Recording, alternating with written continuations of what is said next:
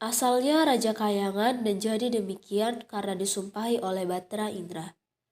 Terlantar di negeri antah berantah dan keduanya sangat dibenci orang. Setiap kali mereka mengemis di pasar dan kampung, mereka dipukuli dan diusir hingga ke hutan. Oleh yang demikian, tinggallah dua suami istri itu di hutan, memakan batang kayu dan buah-buahan. Hatta beberapa lamanya, maka istri si miskin itu pun hamillah 3 bulan lamanya. Maka istrinya menangis hendak makan buah mempelam yang ada di dalam taman raja itu. Maka suaminya itu pun terketukkan hatinya tak kala ia di keindraan menjadi raja tiada mau beranak. Maka sekarang telah mudorot. Maka Baharulah hendak beranak seraya berkata kepada istrinya. Ayo, hai Dinda, Tuan hendak membunuh Kakanda lah rupanya ini. Tidakkah Tuan tahu akan hal kita yang sudah lalu itu?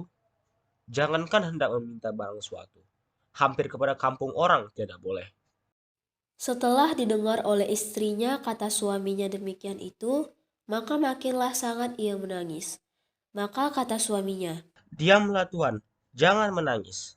Berilah Kakanda pergi mencarikan Tuan buah mempelai itu. Jika kalau dapat oleh Kakanda, akan buah mempelai itu Kakanda berikan pada Tuan.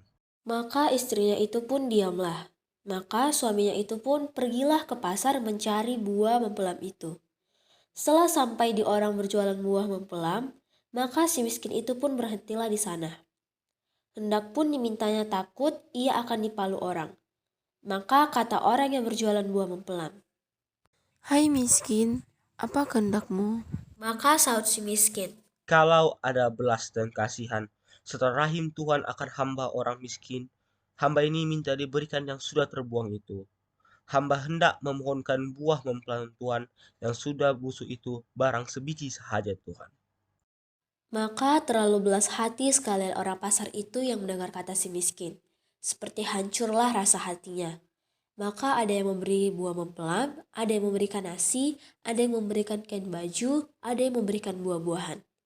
Maka si miskin itu pun heranlah akan dirinya oleh sebab diberi orang pasar itu berbagai-bagai jenis pemberian. Adapun akan dahulunya, jangankan diberinya barang, suatu hampir pun tiada boleh. Habislah dilemparnya dengan kayu dan batu. Setelah sudah ia berpikir dalam hatinya demikian itu, maka ia pun kembalilah ke dalam hutan mendapatkan istrinya. Maka katanya, Inilah Tuhan, buah mempelam dan segala buah-buahan dan makan makanan dan kain baju. itu pun diinjakkannya lah istrinya seraya menceritakan hal ihwalnya tak kala ia di pasar itu. Maka istrinya pun menangis tiada mau makan jikalau bukan buah mempelam yang di dalam taman raja itu. Biarlah aku mati sekali. Maka terlalulah sebal hati suaminya itu melihatkan akan kelakuan istrinya itu seperti orang yang hendak mati. Rupanya tiadalah berdaya lagi.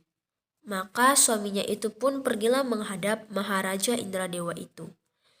Maka baginda itu pun sedang ramai dihadap oleh segala raja-raja.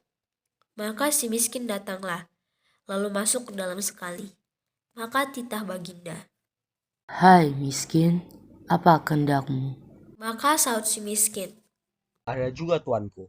Lalu sujud kepalanya, lalu diletakkannya ke tanah. Ampun tuanku, beribu-ribu ampun tuanku. Jikalau ada karenanya Syah Alam akan patuhlah amba orang yang hina ini. Hendaklah memohonkan buah mempelai Syah Alam yang sudah gugur ke bumi itu barangkali tuanku. Maka titah baginda. Hendak engkau buatkan apa buah mempelam itu? Maka sembah si miskin. Hendak dimakan tuanku. Maka titah baginda. Ambilkanlah barang setangkai kepada si miskin ini. Maka diambilkan oranglah diberikan kepada si miskin itu. Maka diambillah oleh si miskin itu seraya menyembah kepada baginda itu. Lalu ia berjalan kembali. Setelah itu maka baginda pun berangkatlah masuk ke dalam istananya. Maka segala raja-raja dan menteri hulu balang rakyat sekalian itu pun masing-masing pulang ke rumahnya. Maka si miskin pun sampailah kepada tempatnya. Setelah dilihat oleh istrinya akan suaminya datang itu membawa buah mempelem setangkai, maka ia tertawa-tawa. Seraya disambutnya lalu dimakannya. maka adalah antaranya 3 bulan lamanya. Maka ia pun menangis pula hendak makan nangka yang ada di dalam taman raja itu juga. Demikian juga si miskin mendapat nangka di kebun raja itu untuk istrinya yang mengedam itu. Adapun selama istrinya si miskin hamil, maka banyaklah makan makanan dan kain baju dan beras padi dan segala perkakas-perkakas itu diberi orang kepadanya. Dan pada ketika yang baik dan saat yang sempurna, pada malam 14 hari bulan, maka bulan itu pun sedang terang tumerang. Maka pada ketika itu istri si miskin itu pun beranaklah seorang anak lelaki yang terlalu amat baik parasnya dan elok rupanya. Anak itu dinamakan Marakarmah, artinya anak di dalam kesukaran. Hatta maka dengan takdir Allah menganugerahi kepada hambanya, maka si miskin pun menggalilah tanah hendak berbuat tempatnya 3 beranak itu.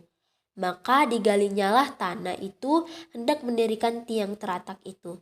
Maka tergalilah kepada sebuah telaju yang besar berisi emas terlalu banyak. Maka istrinya pun datanglah melihat akan emas itu, seraya berkata kepada suaminya, Adapun akan emas ini sampai kepada anak cucu kita sekalipun tiada habis dibuat belanja.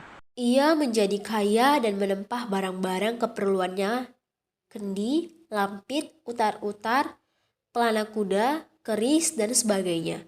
Sekembalinya dari menempah barang-barang itu, dia mandi berlimau, menimang anaknya dan berseru, Jikalau sungguh-sungguh anak dewa-dewa hendak menerangkan muka ayahanda ini, jadilah negeri dalam hutan ini sebuah negeri yang lengkap dengan kota, parit, dan istananya, serta dengan menteri, hulu balang, rakyat sekalian, dan segala raja-raja di bawah baginda, betapa adat segala raja yang besar. kabul permintaan itu dan si miskin menjadi raja bertukar nama Maharaja Indra Angkasa dan istrinya bertukar nama Ratna Dewi dan negeri itu dinamakan Puspasari.